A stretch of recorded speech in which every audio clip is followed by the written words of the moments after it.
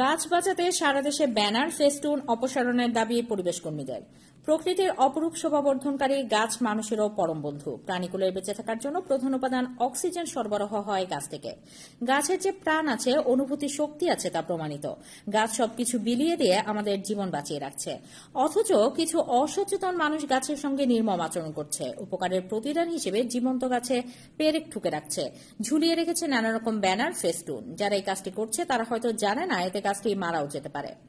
গাছে পেরেক লাগানোয় খাদ্য ও পানি শোষণ প্রক্রিয়া ব্যাহত হয়ে পরিবেশের যেমন ক্ষতি হচ্ছে, তেমনি সৌন্দর্য নষ্ট হচ্ছে।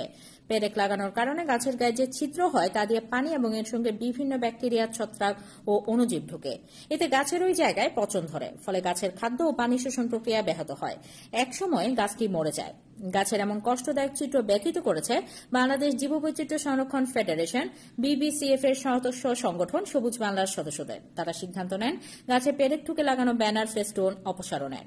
মঙ্গলবার 8 জুলাই সকাল থেকে নাটোরের নলডাঙ্গায় তারা নেমে পড়েন গাছের কষ্ট দূর করার কাজে। উপজেলার মাধনগর রেল স্টেশন থেকে শুরু করে চারপাশে প্রায় 1 কিলোমিটার এলাকার গাছ থেকে ব্যানার ফেস্টুন অপসারণ করেন তারা। নিজেরা গাছে উঠে ব্যানার ফেস্টুন নামানোর পাশাপাশি পেরেকগুলো তুলে ফেলেন। এই সময় তারা গাছে পেরেক না লাগানোর জন্য সচেতনতামূলক প্রচারণা চালান। পরিবেশ কর্মীদের এমন উদ্যোগকে স্বাগত জানিয়েছে উপজেলার সচেতন মহল। বৃক্ষপ্রেমের এই মহৎ কার্যক্রমে অংশ নেন স্থানীয় অনেকে। স্থানীয় এলাকাবাসী রেজাউল ইসলাম, পিন্টু অধিকারী সহ অনেকে বলেন, মানুষ গাছের সঙ্গে নির্মম আচরণ করছে। উপকারের প্রতিদান হিসেবে জীবন্ত গাছে পেরেক ঠুকে রাখছে, ঝুলিয়ে রেখেছে নানা রকম ব্যানার ফেস্টুন। যারা এই কাজটি করছে তারা হয়তো জানে না এতে গাছটি মারাও যেতে পারে। পরিবেশ কর্মীদের এমন উদ্যোগকে স্বাগত জানাই আমরা। সেই সাথে সরকারের কাছে দাবি গাছ বাঁচাতে সারা দেশে ব্যানার ফেস্টুন অপসারণ করা হোক।